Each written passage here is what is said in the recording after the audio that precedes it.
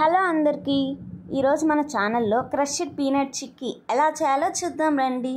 ముందుగా మనం వేరుశనగ పప్పుల్ని దోరగా ఫ్రై చేసుకోవాలండి. లో ఫ్లేమ్లో మాత్రమే ఫ్రై చేసుకోండి. తర్వాత ముందుగా ఒక మందపాటి గిన్నె తీసుకొని ఇందులో తురుముకున్న బెల్లంని వేసుకోండి. అందులోనే కొంచెం వాటర్ వేసి బెల్లంని బాగా కరిగించుకోండి. వన్స్ ఈ బెల్లం అనేది బాగా కరిగిన తర్వాత మనం ఈ బెల్లం వాటర్ని అంతా ఫిల్టర్ చేసుకోవాలండి. ఒక క్లాత్ యూస్ చేస్తున్నా లేకపోతే టీ వడగట్టుకుంటాం కదండి, దాంతో ఈ బెల్లంని బాగా ఫిల్టర్ చేసుకోండి. సో దట్ దీంట్లో ఏమన్నా నలకలు ఉంటే పోతుందండి.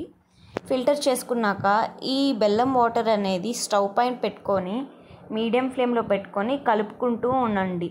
వన్స్ పాకం నుండి ఇలా బురుగు రావడం స్టార్ట్ అయిన తర్వాత ఇందులో ఒక స్పూన్ నెయ్యి వేసుకోండి. నెయ్యి వేసుకొని కరిగించుకోండి. మీకు ఇష్టం లేకపోతే నెయ్యి స్కిప్ చేసేయచ్చండి.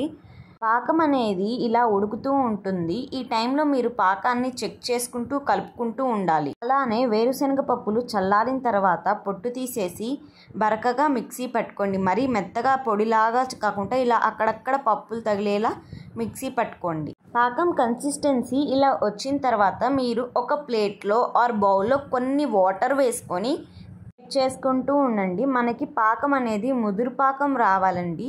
నేను ఇక్కడ వీడియోలో చూపిస్తాను చూడండి. ఇలా ఒక వాటర్లో పాకం వేసుకొని ఈ పాకాన్నంతా తీసుకొని ఇలా ప్లేట్లో విసిరితే అది సౌండ్ రావాలండి, గట్టిగా టప్ టప్ అని. ఇలా మనం చేతితో ఇట్లా ఒత్తినప్పుడు కూడా అది సౌండ్ వచ్చి బాగా విరగాలండి. అప్పుడే మనకి కరెక్ట్గా పాకం వచ్చినట్లు.